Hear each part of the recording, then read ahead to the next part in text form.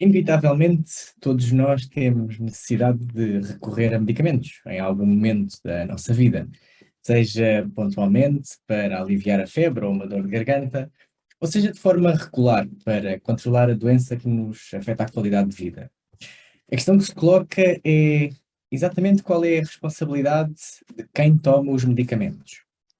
Os medicamentos existem para ajudar a prevenir e a tratar doenças, mas será que eles são isentos de risco? E em que medida é que eu sou responsável para minimizar esse risco e tirar o maior benefício possível com a utilização dos medicamentos? E quando me esqueço de tomar os medicamentos, que impacto é que isso pode ter na minha saúde? Olá, viva! O meu nome é João, eu sou farmacêutico e durante os próximos minutos vou tentar transmitir-vos alguns conceitos fundamentais e dar-vos ferramentas para usarem os medicamentos de um modo seguro e responsável. A maioria dos medicamentos serve, como dizia, para tratar as doenças. Alguns ajudam, sobretudo, no alívio dos sintomas, como a dor de dentes, a dor de cabeça, e outros, como é o caso das vacinas, evitam que fiquemos doentes. E, dessa forma, podemos viver mais anos e com mais saúde. Mas a primeira pergunta que se coloca é, afinal, o que é que existe dentro dos medicamentos que tomo?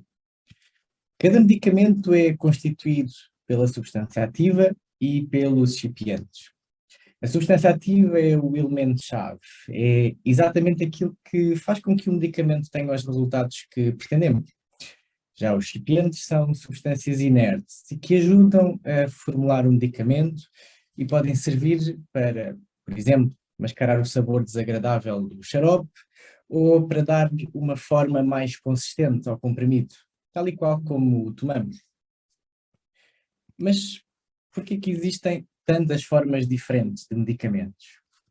Os medicamentos podem assumir diversas formas: comprimidos, cápsulas, pomadas, xaropes, gotas, enfim, uma infinidade quase. Isto serve essencialmente para que possamos adaptar a toma do medicamento a cada pessoa ou à própria situação clínica. Por exemplo, para tratar a febre, normalmente os adultos preferem tomar comprimidos, mas para crianças pequenas essa opção não parece tão viável. A alternativa será, por exemplo, recorrer aos xaropes ou aos supositórios. Agora, imagine que se queima a tirar o jantar ou o almoço do forno. Aqui talvez um creme com funções regeneradoras e calmantes possa ser a opção mais interessante do que tomar um comprimido, por exemplo. Muitas vezes falamos de posologia, indicações terapêuticas, contraindicações. São palavras algo difíceis e talvez seja importante percebermos exatamente o que querem dizer. De uma forma muito descomplicada, a posologia corresponde às orientações, à forma como devemos utilizar determinados medicamentos. Inclui, por exemplo, a dose, a frequência ou outros alimentos associados ao momento da toma. Por exemplo, a posologia de um determinado medicamento pode ser qualquer coisa como tomar um comprimido de 8 em 8 horas durante 3 dias, logo a seguir às refeições. Ou então, aplicar o equivalente a uma ervilha desta pomada na zona afetada 2 vezes por dia durante 5 dias. Isto são exemplos de posologia. A indicação terapêutica refere-se às situações para a qual o medicamento pode ser utilizado. Por exemplo, o paracetamol tem indicação para ser usado no tratamento da febre e da dor, enquanto que os antibacterianos, que normalmente chamamos de antibióticos, são utilizados para o tratamento de infecções provocadas por bactérias. Já as contraindicações são exatamente o oposto disto que acabámos de dizer. Dizem respeito às situações em que o medicamento não deve mesmo ser utilizado, até porque pode prejudicar mais a saúde de quem o toma, comparativamente com os benefícios que daí podem advir. Estas informações estão sempre descritas no folheto informativo do medicamento, mas gosto de reforçar que nunca deve hesitar em pedir ajuda a qualquer profissional de saúde sempre que entender necessário. às vezes usamos palavras um pouco difíceis, que nem sempre são fáceis de escrutinar exatamente o que querem dizer. Mas falemos agora um pouco mais especificamente sobre a segurança do medicamento e repescamos aquelas perguntas que há pouco tinha feito logo na introdução. Por que é que às vezes os medicamentos têm listas tão grandes de reações adversas, em particular quando vamos ler o folheto informativo? Será que existe alguma entidade que me garanta que o medicamento que eu estou a tomar é seguro? E o que é que eu devo fazer se tiver alguma reação adversa depois de tomar algum medicamento? Vamos ver isso já de seguida, mas é importante, antes de passarmos para esse tópico, recordar aquilo que nós chamamos de ciclo do medicamento. Até estarem disponíveis os medicamentos no mercado, para serem utilizados por todos, eles percorrem um caminho muito longo de investigação e de desenvolvimento. E normalmente esse caminho dura entre 10 a 15 anos. E só depois desse processo é que são depois submetidos à apreciação das autoridades reguladoras e, se estas assim o entenderem, dão luz verde para que eles sejam introduzidos no mercado e, a partir daí, passam a estar disponíveis para que nós os possamos utilizar quando são necessários. Depois, antes de chegarem ao mercado, passam pelo processo de fabrico, são distribuídos e aí sim chegam às farmácias comunitárias. E esse processo, este grande caminho que os medicamentos fazem, chamamos de ciclo do medicamento. Mas a pergunta mantém-se. Quem me garante que os medicamentos são seguros? Em Portugal, a qualidade, a eficácia e mesmo a segurança dos medicamentos são asseguradas pelo Infarmed, que é a entidade isenta, que tem a missão de regular e supervisionar todas estas etapas do ciclo do medicamento, desde o processo de fabrico, desde os ensaios clínicos até ao processo de introdução no mercado. E só para ter ideia, anualmente o Infarmed recolhe cerca de 1.200 amostras de medicamentos para análise em todo aquele ciclo, seja no fabrico, seja no processo de distribuição ou mesmo na dispensa dos medicamentos. E então, se os medicamentos são seguros, por que é que têm reações adversas? É uma pergunta que fazem muitas vezes. E apesar dos medicamentos só poderem ser comercializados se os estudos científicos mostrarem que eles são seguros e que podem trazer benefícios superiores àqueles que são os riscos, não quer dizer isto que não existam efeitos indesejáveis. E esses efeitos indesejáveis são os tais que normalmente designamos por reações adversas. Quando tomamos os medicamentos de forma adequada, eles trazem, como dizia, enormes benefícios. Mas, claro que existem riscos sempre de termos as reações adversas. E não quer dizer que isto seja igual para todas as pessoas ou em todas as situações. Há pessoas que tomam medicamentos e que não têm qualquer efeito, mas há outras que tomam medicamentos e, por exemplo, ficam com dor abdominal ou que pode trazer alguns efeitos que não sejam assim tão benéficos, as tais reações adversas. Aqui, a grande maioria destas situações encontra-se descrita no folheto informativo e às vezes existem listas muito grandes de reações adversas. Não se deve assustar nessas situações. Todos os efeitos indesejáveis que estão associados àquele medicamento têm de ser registadas e aparecem no folheto informativo. Mas isso não quer dizer que vão acontecer todos em conjunto à mesma pessoa, nem tampouco ao mesmo tempo. É uma forma deles estarem descritos e de saber exatamente em que medida é que alguma dessas reações pode interferir com o seu dia-a-dia. Por exemplo, se tomar um medicamento que provoque sonolência aliás, isto pode ter consequências se for conduzir imediatamente a seguir. E, portanto, é importante sabermos que reações adversas é que podem ocorrer, mas, como dizia, não se deve assustar com a lista de reações adversas que vem descrita no folheto informativo. Já vimos que é importante informar os profissionais de saúde, nomeadamente quando há essas suspeitas de ter tido uma reação adversa em determinado medicamento. Mas porquê é que isto é importante? Bom, primeiro porque pode ser necessário alterar a posologia. Em vez de tomar 2 vezes por dia, se calhar temos que reduzir para uma vez. Ou então, em algumas situações, pode mesmo ter que ser necessário alterar para um medicamento completamente diferente. Mas isto cabe aos profissionais de saúde gerir dessa forma e ajudá-lo a encontrar a melhor alternativa. E também sabemos, do que vimos até agora, que antes de qualquer medicamento ser autorizado pelas autoridades reguladoras, é sujeito a uma fase experimental que é alvo de estudos rigorosos que comprovam a sua qualidade, a eficácia e a segurança. Estes estudos normalmente são designados por ensaios clínicos e permitem detectar reações adversas mais frequentemente. Mas há aqui um detalhe, é que há reações que só se manifestam mais raramente, ou que o seu aparecimento é tardio, e podem ser detectados mais tarde. E é exatamente por este motivo que existe aquilo que nós chamamos de farmacovigilância.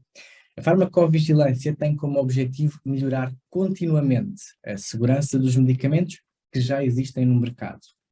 E por isso é que eu dizia que é extremamente importante reportar todas as suspeitas de reações adversas, não só aos profissionais de saúde, mas nós próprios, enquanto cidadãos, enquanto utilizadores de medicamentos, podemos reportar diretamente ao Sistema Nacional de Farmacovigilância essas mesmas reações adversas ou suspeitas de reações adversas. Aqui o único requisito é mesmo ter uma suspeita. O que é que eles fazem então com esta informação? Bom, posteriormente, essa mesma informação que nós reportamos é analisada pelas entidades competentes, de forma a tornar os medicamentos cada vez mais seguros. Através da farmacovigilância, pode chegar-se à conclusão, por exemplo, que uma determinada reação adversa é mais frequente do que nós achávamos, ou, em certas circunstâncias, pode atuar-se de forma mais drástica.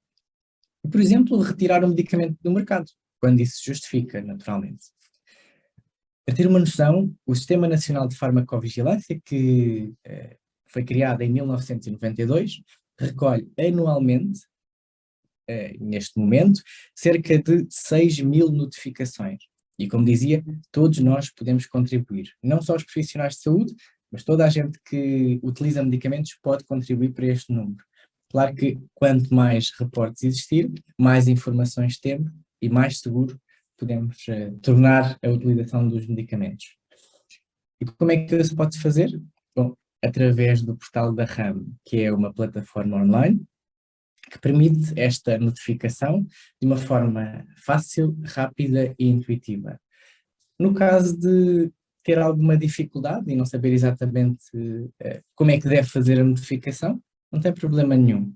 Basta dirigir-se a qualquer profissional de saúde, seja o médico, ou enfermeiro, ou farmacêutico, qualquer um o irá ajudar a fazer esta mesma notificação. E já sabemos que os medicamentos servem para prevenir ou tratar doenças, que, infelizmente, mais tarde ou mais cedo, todas as pessoas precisam de recorrer a medicamentos. A sua ação, eficácia e segurança estão atestados pelas entidades reguladoras, mas dependem, em certa medida, da forma como é que são utilizados. A Organização Mundial de Saúde estima que 50% da população em todo o mundo não toma corretamente os seus medicamentos. Isto por várias razões, mas 50% é um número muito grande. E não tomar os medicamentos corretamente pode ter sérias consequências para a nossa saúde, causando, em alguns casos, internamento hospitalar, que podia ser prevenido. Por isso mesmo, eu vou partilhar agora algumas estratégias que contribuem para a utilização de medicamentos de forma segura, eficaz e responsável, mas que, acima de tudo, estão ao alcance de todos nós. A primeira dica que eu gostava de partilhar é de fazer uma lista dos medicamentos que está a tomar. É útil para saber como e quando deve tomar os seus medicamentos, mas ajuda também a evitar duplicações ou interações entre diferentes medicamentos, quando são tomados ao mesmo tempo. Imagine que recorre à farmácia por causa de uma dor de garganta, por exemplo. Para garantir uma intervenção adequada, o farmacêutico precisa de saber quais são os medicamentos que está a utilizar neste momento, exatamente por evitar que haja uma duplicação ou evitar que existam interações entre diferentes medicamentos. E a mesma coisa se aplica quando se desloca a uma consulta médica ou mesmo às urgências. A listagem dos medicamentos deve andar sempre consigo. E mais importante, deve estar permanentemente atualizada. Além disso, esta listagem pode ser uma ferramenta muito útil para, quando for necessário, por exemplo, um familiar ou qualquer outra pessoa possa ajudar a gerir a medicação que tem que tomar. Suponhamos que, por qualquer motivo, tem necessidade de organizar os medicamentos, sei lá, do seu pai, da sua avó, em caixas específicas. Será mais fácil, provavelmente, se tiver uma lista completa e estruturada para orientar nessa tarefa. Um outro aspecto relevante é saber o motivo pela qual está a tomar cada medicamento. Saber o motivo para que se está a tomar cada medicamento pode evitar erros e aumenta a adesão à terapêutica.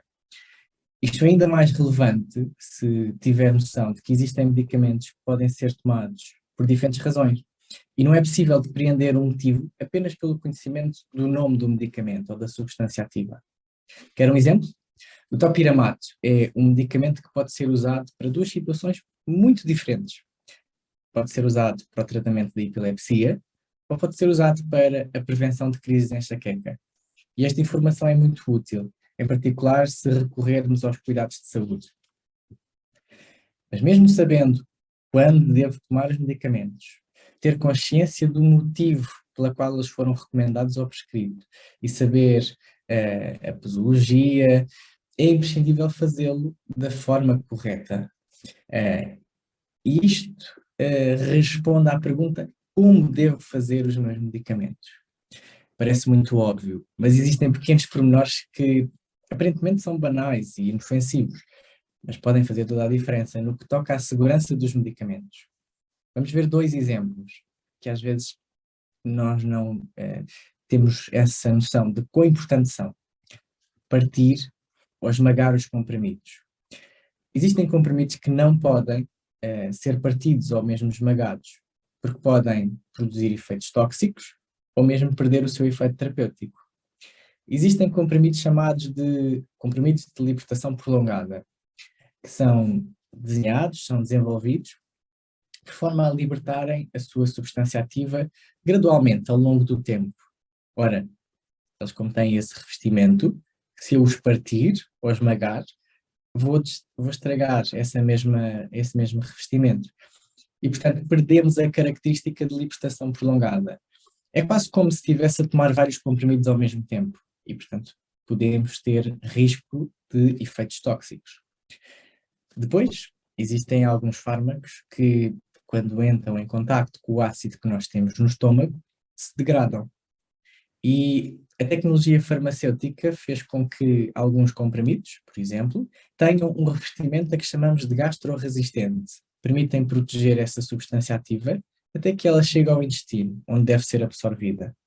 Mais uma vez, se eu esmagar ou partir esses comprimidos, deixamos a substância ativa vulnerável ao ácido gástrico e, portanto, elas podem degradar-se e não ter o efeito que nós estaríamos à espera quando tomamos aquele medicamento. Portanto, no geral, os comprimidos não devem ser partidos ou esmagados, mas, volto a salientar, se sentir alguma dificuldade a tomar os seus comprimidos, ora porque são muito grandes ou porque têm dificuldade em engoli-los, peça ajuda aos profissionais de saúde. Tenho a certeza que os vão orientar a encontrar a solução que mais se adapta à sua situação. Depois existe uma outra questão que, mais uma vez, não lhes damos por vezes o seu devido valor, que são as interações dos medicamentos com alimentos. E não pensamos muito sobre isso, porque parecem coisas completamente distintas, mas existem alimentos que podem interferir com os medicamentos que estamos a tomar e terem consequências prejudiciais. Por exemplo, ao impedir a absorção do medicamento, ao diminuir o efeito que era expectável, ou, mais uma vez, aumentando o risco da toxicidade relacionada com aquele medicamento. Por exemplo, apesar de ser uma coisa totalmente inofensiva, o sumo de toranja interfere com vários medicamentos, aumentando a sua concentração no organismo para níveis tóxicos. Mas o leite, por exemplo, ou outros produtos lácteos, como é o caso do iogurte, podem provocar a diminuição da absorção de certos antibacterianos. E qual é o problema disto? É que se eu diminuir a absorção do medicamento, eu posso fazer com que a sua eficácia esteja diminuída e não estou a ver o efeito benéfico que estaria à espera. Por esse motivo, estes antibacterianos devem ser tomados 2 horas antes ou 3 horas depois das refeições. Mas às vezes estas interações também são benéficas para nós. Não sei se já ouviu que devemos tomar os, eh, os suplementos de ferro com alimentos ácidos, alimentos ricos em vitamina C, como a kiwi, a laranja ou o limão. Isto porque estes alimentos facilitam a absorção do ferro e é uma estratégia muito interessante quando queremos tratar anemias, por exemplo. Estas informações normalmente estão descritas no folheto informativo do medicamento que estará a tomar. Mas, mais uma vez, às vezes parecem muito confusas a forma como estão descritas as informações no folheto. E por isso não se esqueça, os profissionais de saúde estão sempre disponíveis para o ajudar. E é normal ter dúvidas ou receio. Portanto, não tenha qualquer problema em perguntar ao médico, ao enfermeiro ou ao farmacêutico, sempre que tiver alguma questão. Por vezes, nós tomamos medicamentos por iniciativa própria ou por sugestão de amigos, familiares, vizinhos e não consultamos previamente um profissional de saúde. Mas é importante que saiba que isso pode ter consequências para a sua saúde. Porquê? Bom, porque, infelizmente, nem todas as pessoas reagem de forma igual ao mesmo medicamento. Ou podem existir condições de saúde específicas em que seja contraindicado a sua utilização. Em resumo, um medicamento que é adequado para mim pode não ser adequado para si. E caso tenha alguma doença ou sintoma ou preocupação, deve falar com um profissional de saúde. Ele vai avaliar a sua situação em concreto e orientá-lo para a solução mais adequada. É importante falarmos disso, porque às vezes nós recomendamos alguns medicamentos, obviamente muito bem intencionados, mas é importante que tenhamos noção de que nem todas as pessoas são iguais, e o que é, como dizia, adequado para mim pode não ser adequado para outra pessoa. Uma outra coisa que é importante ter em consideração é, provavelmente já reparou nisto, inclusivamente, existem medicamentos que têm caixas muito parecidas, quase iguais, apesar de não serem a mesma coisa. E também existem medicamentos que têm nomes muito diferentes, caixas muito diferentes, mas as substâncias ativas são semelhantes. Esta é uma causa frequente de enganos na toma de medicamentos. E às vezes pode parecer confuso, mas vou dar-lhe 2 exemplos que talvez podem ajudar nesta questão. Para nestes 2 casos, as embalagens são muito parecidas, têm a mesma forma, têm mais ou menos a mesma cor, mas se repararmos, a composição é completamente diferente. E, portanto, isto pode levar à troca acidental de medicamentos. Eu acho que estou a fazer um medicamento A, mas afinal estou a tomar o B por engano. E aqui eu gostava de partilhar uma dica convosco, que é, quando existem várias pessoas a tomar medicamentos na mesma casa, pode ser interessante guardar os medicamentos das diferentes pessoas em sítios separados e, idealmente, com o nome das pessoas a quem se destina. Assim evitamos que haja uma troca acidental de medicamentos. Vou-lhe dar agora um outro exemplo. Estas 2 caixas, aparentemente, são diferentes, têm um aspecto completamente distinto. A forma também é diferente, as cores também, mas se reparares, têm uma substância em comum. Ambos têm aquela substância ativa Y. E se não tiver isto em consideração, pode existir uma duplicação de terapêutica. Isto é, pode estar a tomar o mesmo fármaco sem se aperceber. E isso pode fazer com que exceda aquilo que é a dose máxima para cada situação. Este exemplo é muito frequente nas situações de gripe ou de constipação, em que temos fármacos que têm várias substâncias ativas na composição, e às vezes não nos apercebemos que esses fármacos têm também paracetamol, e portanto nós tomamos os fármacos antigripais e o paracetamol ao mesmo tempo, porque parecem que são coisas totalmente diferentes. Portanto, em resumo, é muito importante olhar para a composição do medicamento, apesar das caixas terem nomes ou de terem aspectos muito diferentes. As substâncias ativas estão sempre na caixa dos medicamentos. Às vezes em letras pequenas, mas elas estão lá. E podem ser um grande fator, uma grande ajuda para definirmos exatamente que medicamento é que eu estou a tomar. E aproveito para fazer outra questão. Já pensou que o local onde guarda os medicamentos pode ter um impacto da sua eficácia? É verdade.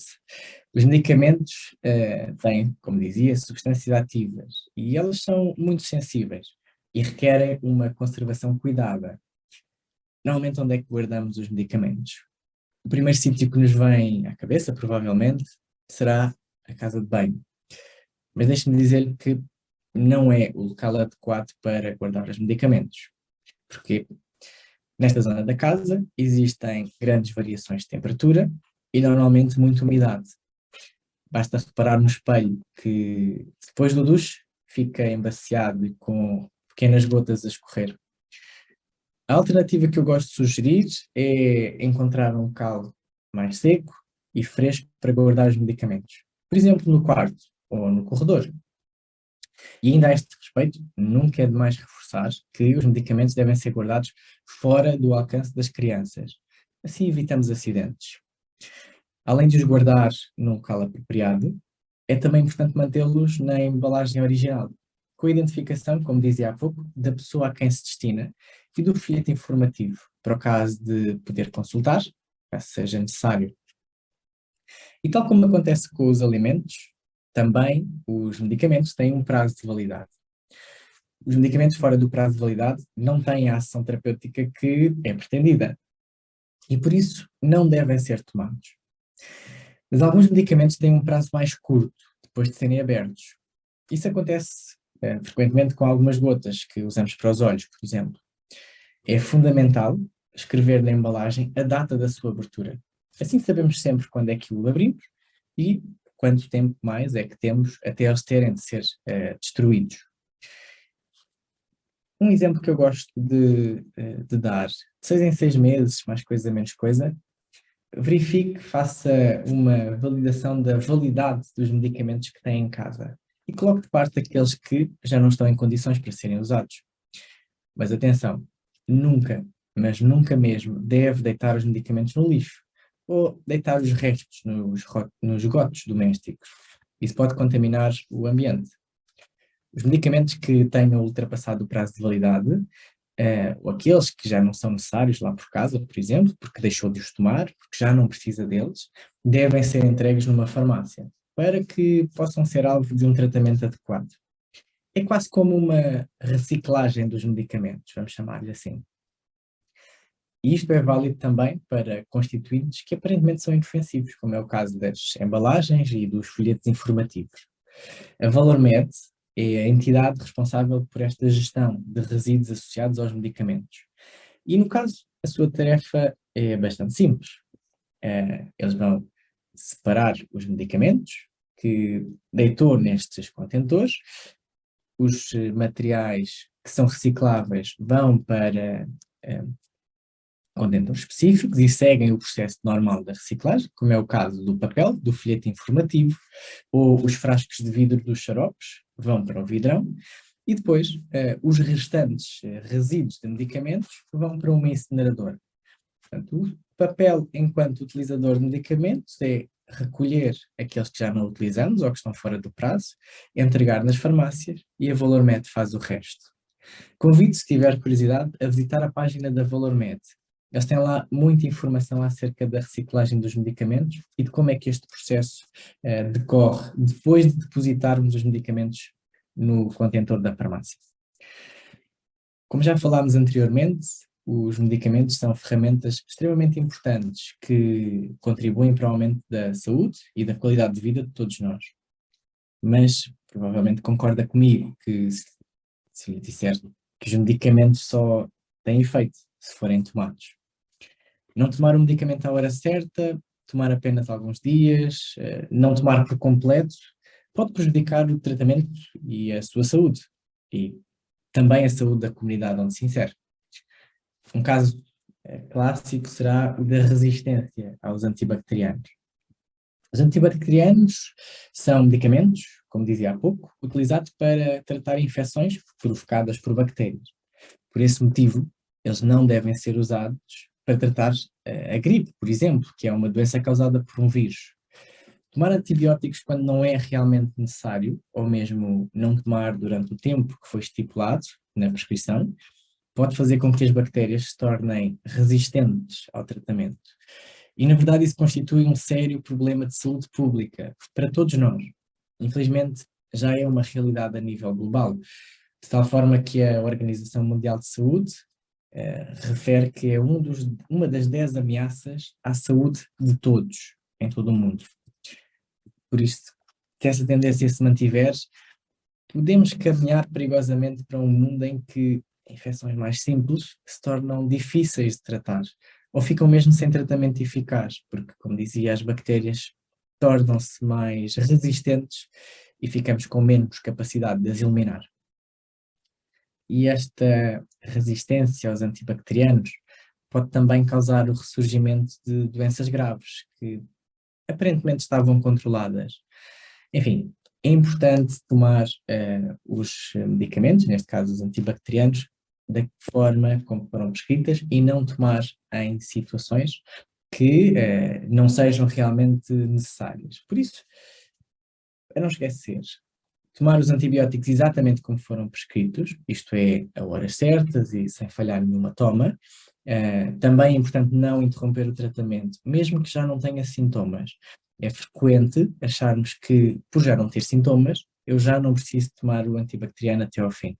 Desengane-se. É mesmo importante que, apesar de não haver já sintomas, tome os medicamentos até ao fim. Depois, lembre-se também que não deve utilizar sobras de antibacterianos usados em outras situações. E a avaliação clínica, neste caso, é imprescindível para que, neste caso, o médico identifique o antibacteriano que é mais adequado à sua situação. Já os medicamentos usados para doenças crónicas, como é o caso da diabetes, da enxaqueca, da psoríase, da hipertensão arterial, que são para ser tomados sempre, a não ser que lá está, que existe indicação em contrário por parte de um profissional de saúde. Ok, mas se eu não sinto nada, porque é que preciso de estar a tomar medicamentos? Ou se eu não vejo resultados com o medicamento, se calhar mais vale parar de tomar. Eu compreendo que muitas vezes se possa pensar desta forma, mas parar o tratamento pode ainda ser pior. Se não vejamos, a maioria das pessoas não sente a pressão arterial, não sente quando está elevada. Normalmente é uma doença que não se manifesta normalmente. Mas se parar de tomar os medicamentos, só porque não tem sintomas, podem surgir situações mais complicadas, como é o caso de um AVC ou de um infarto. O mesmo pode acontecer na asma. Nós, quando tomamos medicamentos regularmente, não sentimos crise de asma. Isto porquê? Porque os medicamentos estão a servir como preventivos. Eles servem exatamente para isso, para que não tenhamos nenhuma crise, ou que as crises sejam menos recorrentes. E se falharmos o tratamento, naturalmente que podem surgir crises de falta de ar. Mas é perfeitamente normal que pense assim. Seja como for, se achar que o medicamento não está a fazer efeito, ou se acredita que já não precisa de tomar medicamentos, não os pare de tomar. Fale primeiro com os profissionais de saúde que o acompanham e explique exatamente o que está a pensar. Tenho a certeza que o vão ajudar a encontrar uma solução que seja adequada, ou pelo menos a discutir aquilo que será mais importante naquela fase. O importante, como eu dizia, é, enfim, partilhar o que pensa, e gosto de dizer isto porque é este processo de partilharmos aquilo que estamos a pensar, partilhar as expectativas, aquelas que são as nossas questões, isto chamamos de decisão partilhada em saúde. Eu acredito que o doente não deve estar fora desta decisão, pelo contrário, o doente deve ser o centro e nós devemos todos, em conjunto, encontrar a alternativa que mais se adequa à pessoa. A maioria das pessoas não pensa muito nisto, mas gosto, como dizia, de uma intervenção ativa dos doentes na sua própria saúde. E às vezes não é preciso coisas muito complicadas. Pequenos passos, coisas tão simples, podem fazer a diferença. Às vezes, as orientações associadas ao tratamento podem não se adequar à nossa vida profissional, por exemplo. Imagine que lhe é indicado um determinado medicamento que deve tomar à noite. Porquê? for causa sonolência. Agora, se tiver um horário noturno, tomar à noite pode não ser adequado. E o médico ou o farmacêutico podem não ter essa noção. Algumas pessoas acabam por, sozinhas, alterar o momento da toma, mas sem saber exatamente se aquela solução é igualmente segura ou igualmente eficaz. E não há que ter receio, como dizia, de pedir e dizer ao profissional de saúde para, juntos, encontrarem uma alternativa. Mais uma vez, o objetivo é que, em conjunto, a medicação se adeque à sua situação em concreto. É também importante que se tenha noção de que os medicamentos demoram algum tempo a fazer efeito. Ou seja, alguns medicamentos não significa que tomando-os hoje, amanhã eu já esteja a ver resultados. Isto acontece com alguns analgésicos ou com alguns antidepressivos. E compreendo, mais uma vez, que muitas vezes queremos soluções rapidamente para resolver a nossa situação de saúde. Mas, mais uma vez também, é fundamental seguir as indicações do profissional de saúde. E, mais importante até, em algum caso, nunca exceder o número de tomas diárias. Os medicamentos devem ser, quando são tomados em excesso, podem ter graves consequências. Uma coisa tão simples como paracetamol. Muitas vezes é visto como um medicamento banal, mas quando tomado em excesso, pode ser responsável por intoxicações graves, com eventuais danos no fígado. Portanto, mais uma vez, devemos tomar os medicamentos nas doses que são prescritas, com as posologias que são recomendadas, e se achar que eles não estão a fazer o efeito que esperava, fale com o profissional de saúde. Vão encontrar uma solução de certeza. Existem vários motivos que levam as pessoas a não aderirem completamente ao tratamento que lhes foi recomendado. Demos aqui alguns exemplos, mas existem tantos outros. E às vezes isso acontece de forma intencional, quando acreditamos que já não precisamos do tratamento, como tinha dito há pouco, quando temos receio de discriminação, ou mesmo quando isso implica um custo demasiado elevado para a nossa carteira. Outras vezes, pode acontecer de forma não intencional. Isto é, se eu me esquecer de tomar, não foi intencional, simplesmente me esqueci. E concretamente neste cenário, existem várias estratégias que o podem ajudar a contornar esta situação. Vou dar-lhe algumas que podem ser interessantes. Pode colocar lembretes no telemóvel, colocar post-its na porta do frigorífico ou num local que passe frequentemente e assim ajuda a lembrar-se. Pode associar a toma do medicamento a um hábito diário, por exemplo, quando for lavar os dentes, ou simplesmente colocar a caixa dos medicamentos num local à vista, por exemplo, na mesa de cabeceira do quarto. Se o medicamento for, naturalmente, para ser tomado ao deitar ou a jantar, pode, por exemplo, colocá-lo na região do corredor, enfim. Há várias estratégias e todas elas podem ser adequadas. Portanto, mais uma vez, juntos com profissionais de saúde, mas com a sua ajuda, é particular, vamos conseguir discutir e encontrar aquilo que é a estratégia mais adequada para a sua situação em concreto. Não tenha dúvidas, como dizia, de colocar, não tenha dúvidas, não tenha receio em colocar todas as suas dúvidas, as suas preocupações, acerca do tratamento, se afinal é da sua saúde que estamos a falar e, portanto, como vimos, utilizar os medicamentos de forma segura, eficaz e responsável é fundamental para que possamos tirar o máximo benefício para a sua saúde. Acima de tudo, isso está ao alcance de todos, não só dos profissionais de saúde que têm como principal menção oriental, mas enquanto utilizador de medicamentos, esse elo central é fundamental e, portanto, em resumo, esta é uma responsabilidade que está ao alcance de todos nós e, portanto, os profissionais de saúde estão disponíveis para o ajudar, mas a sua missão é mesmo essa, é utilizar os medicamentos de forma segura, eficaz e responsável. Muito obrigado por terem assistido. Já sabem que se houver alguma questão que queiram colocar, especificamente sobre este tema, estão completamente à vontade para os colocarem nos questionários, na caixa de comentários. Espero que tenha sido proveitoso para vós. Vemo-nos por aí em breve. Obrigado.